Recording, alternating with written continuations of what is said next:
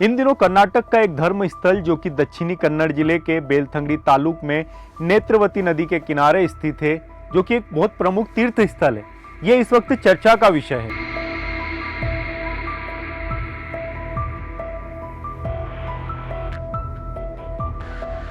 और अब इसी नेत्रवती नदी के किनारे जमीन के नीचे से बच्चियों और महिलाओं के कंकाल निकल रहे हैं। एक दो नहीं बल्कि सैकड़ों।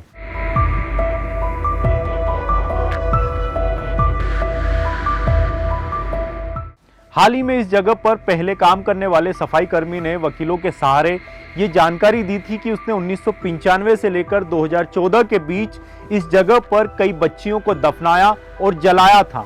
ये काम उसने किसी के कहने पर किया था, लेकिन किसके कहने पर किया और आखिर ये कहानी क्या है और क्यों हर दिन खुदाई में निकलती लाशों के बाद भी देश का मेन स्ट्रीम मीडिया आपको ज्यादा कुछ दिखा नहीं रहा, जबकि ये देश के क्राइम इतिहास में सबसे बड़ी घटनाओं में से एक है।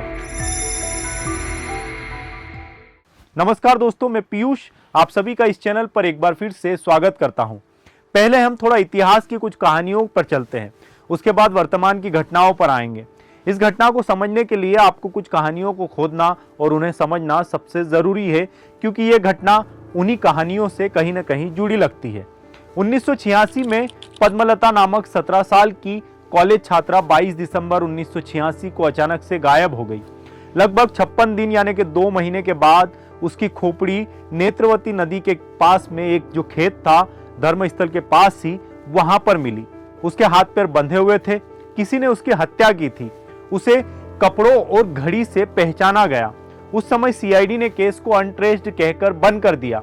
अब एसआईटी जांच के बीच इस केस को फिर से खोलने की मांग उठ रही है।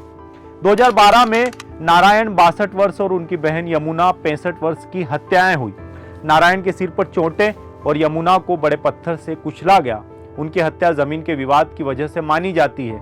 स्थानीय परिवार का आरोप है कि सवाल उठाने पर मंदिर से जुड़ी शक्तिशाली हस्तियों ने उन्हें धमकाया था और किसी को भी बाद में गिरफ्तार नहीं किया गया, ना ही किसी पर मुकदमा चला। 17 साल की छात्रा सौजन्या को 9 अक्टूबर 2012 को बलात्कार के बाद उसकी हत्या कर दी गई। मामला बड़ा सनसनीखेज था, लेकिन पुलिस की कथित एविडेंस मिसहैंडलिंग, ट्रीटमेंट फेलर और राजनीतिक दबावों के चलते इस मामले में कोई भी कंक्लूजन नहीं निकला। आखिर में 2023 में आरोपी बरी कर दिए गए। यहाँ अगर पुलिस ईमानदारी से काम करते तो शायद हम इस केस पर अभी इस वक्त बात नहीं कर रहे होते। इस घटना में जो सबसे चर्चित केस है वो है अनन्या भट्ट का।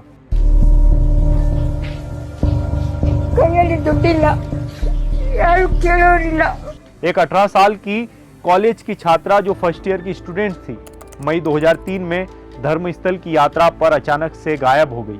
उनकी मां ने शिकायत दर्ज करवाई और आरोप लगाया कि मंदिर प्रशासन के लोग उन्हें तलाशने से रोकते थे। कहा जाता है कि उसके दोस्तों ने आखिरी बार उसे मंदिर के पास ही छोड़ा था, लेकिन उसके बाद उसकी कोई खबर नहीं मिली।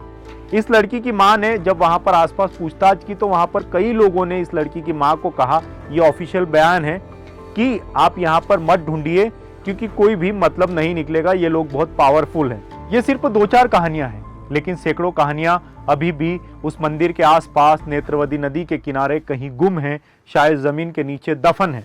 लेकिन आते हैं वर्तमान में, क्यों ये केस अभी चर्चा का विषय बना हुआ है। 22 जून 2025 को 2 वकील ओजस्वी गोड़ा और सचिन देशपांडे ने एक व्यक्ति जो खुद को धर्मस्थल का सफाई कर्मी कहता है, आपको स्क्रीन पर दिखाई दे रहा होगा, उससे कांटेक्ट किया। इस व्यक्ति ने बताया कि 1995 से लेकर 2014 के बीच धर्मस्थल के आसपास कुछ लोगों के कहने पर उसने कई शवों को दफनाया और जलाया। ये वो लाशें थी जिनके साथ कुछ गलत हुआ था, किसी के साथ यौन शोषण तो किसी की हत्या हुई थी। और ये व्यक्ति कुछ भी ऐसे ही नहीं बोल रहा था, उसके पास सबूत थे। उसने करीब 100 के आसपास लाशें वहां पर दफनाई और लाशों की ये संख्या इससे भी कहीं ज्यादा हो सकती है। 27 जून को ये वकील दक्षिणी कन्नड़ पुलिस अधीक्षक से मिले और उन्हें इस बात की सूचना दी कि इस मामले की जांच होनी चाहिए, वो भी गंभीरता से। इसके बाद 4 जुलाई को ये व्यक्ति वकीलों के साथ शिकायत दर्ज कराने के लिए पुलिस स्टेशन गया। धर्मस्थल पुलिस ने बीएनएसएस की धारा 211A के तहत शिकायत दर्ज की। ये वही पुलिस है जो इससे पहले इन केसों के लिए शिकायत तक नहीं लिखती थी, लेकिन जांच करना तो दूर की बात। इस व्यक्ति ने पुलिस को बताया कि वो उन्हें उन जगहों पर लेकर जा सकता है जहां लाशें दफनाई गई थी। जो शिकायत दर्ज हुई थी उसके साथ फोटो वाले प्रूफ भी थे। इस एफआईआर के बाद ही 11 जुलाई 2025 को शिकायतकर्ता ने बेलथंगड़ी कोर्ट में कंकाल पेश किया और अपने बयान दर्ज कराए। मामले ने जब तूल पकड़ा तो अचानक से एक साथ कई और शिकायतों की बाढ़ आ गई। लोग कई साल पहले अपनी गुम हुई बच्चियों के बारे में पता करने आए थे, क्योंकि उन्हें पहले ही पता था शायद इस बारे में, लेकिन वो डर के मारे कुछ भी बोल नहीं पाए होंगे, क्योंकि पुलिस और मंदिर अधिकारियों की राजनीतिक पकड़ और पावरफुल होने के चलते यहाँ कोई भी अपना मुंह नहीं खोलता था। और फिर आया 19 जुलाई का वो दिन जब पहली बार लोगों को लगा अब शायद उनकी कहानियां भी दुनिया के सामने आएगी। सरकार ने एसआईटी का गठन किया, जिसकी अध्यक्षता डीजीपी प्रणब मोहंती ने की। प्रणब मोहंती बहुत ही काबिल और ईमानदार अफसर है। लोगों की उम्मीदों का एक कारण प्रणब मोहंती भी है। लोग जानते हैं ये अफसर कभी बिकेगा नहीं। 28 जुलाई 2025 को शिकायतकर्ता ने 13 साइटों की पहचान की जिन्हें पुलिस ने मार्क किया, जहां खुदाई की जानी है। उस व्यक्ति ने बताया कि यहीं पर उसने बच्चियों और महिलाओं को दफन किया। हालांकि साइट्स की संख्या इससे भी कहीं ज्यादा है और इस सफाई कर्मी के साथ कई और लोग भी सामने आए हैं जिन्हें इन केसों से लेकर बहुत कुछ पता हो सकता है। अब बारी थी खुदाई करने की। एसआईटी की निगरानी में खुदाई शुरू हुई, लेकिन कुछ भी हाथ नहीं लग रहा था। शुरुआत की 5 साइट पर एसआईटी को कुछ भी नहीं मिला, लेकिन उम्मीद इसलिए थी क्योंकि जांच में किसी जगह पर एक पुरानी साड़ी, कुछ सामान मिला, साथ में 2 पैन कार्ड मिले जो इस ओर इशारा कर रहे थे कि इस जगह पर जरूर कुछ तो रहस्य छुपा हुआ है। फिर आई बारी छठी साइट की, जहां पुलिस को 15 हड्डियां मिली, जिसमें कुछ किसी पुरुष की भी हो सकती है, जिन्हें फॉरेंसिक के लिए भेज दिया गया। एसआईटी को बड़ी सफलता मिली 11वीं साइट से, जहां उन्हें एक इंसानी खोपड़ी और कुछ हड्डियां मिली। वहीं 14वीं साइट से करीब 100 हड्डियां और एक खोपड़ी मिली।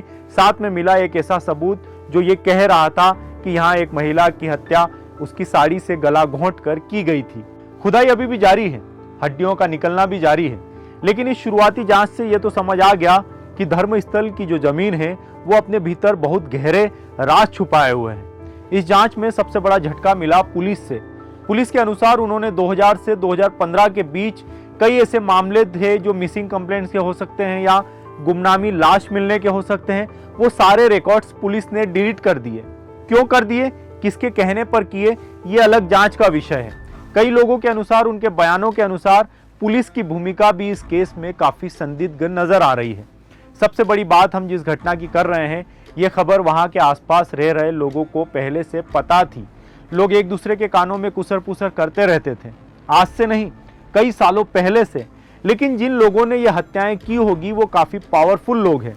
लोग जानते थे कि अगर थोड़ा भी कुछ कहा तो वो मौत को दावत देने के बराबर होगा। जब पुलिस ही कुछ नहीं कर रही थी तो आम लोग भला इस मामले में क्या करेंगे। एक सवाल ये भी है कि जिस सफाई कर्मी ने पुलिस को ये जानकारी दी, जो कंकालों को ढूंढने में मदद कर रहा है, उसने पुलिस या एसआईटी को ये जरूर बताया होगा कि किसके कहने पर ये लाशें दफनाई या जलाई गई थी। फिर ये बातें छुपाई क्यों जा रही है, पब्लिक को बताई क्यों नहीं जा रही है। इस घटना को बहुत सीरियसली लेना चाहिए। ये देश के इतिहास की बड़ी घटनाओं में से एक है। एक तरफ जहां सोनम राजा जैसे केस को हम इतनी गंभीरता से लेते हैं, महीनों तक चर्चाओं में रखते हैं, न्यूज़ चैनल पर डिबेट होती है, लेकिन महिलाओं और बच्चियों पर बात आने पर न जाने क्यों देश वैसे रिएक्ट नहीं करता। देश के लोग वैसे रिएक्ट नहीं करते। मीडिया से तो कोई उम्मीद नहीं है, लेकिन देश के लोगों को इस मामले में ज़रूर कुछ रिएक्ट करना चाहिए ताकि कुछ लोगों के कानों तक ये बात पहुँचे। इस घटना से जुड़ी और भी कोई अपडेट होगी तो आपको लगातार मिलती रहेगी। फिलहाल के लिए इतना ही। चैनल को सब्सक्राइब जरूर करें, हमारे साथ बने रहें। आप सभी का धन्यवाद।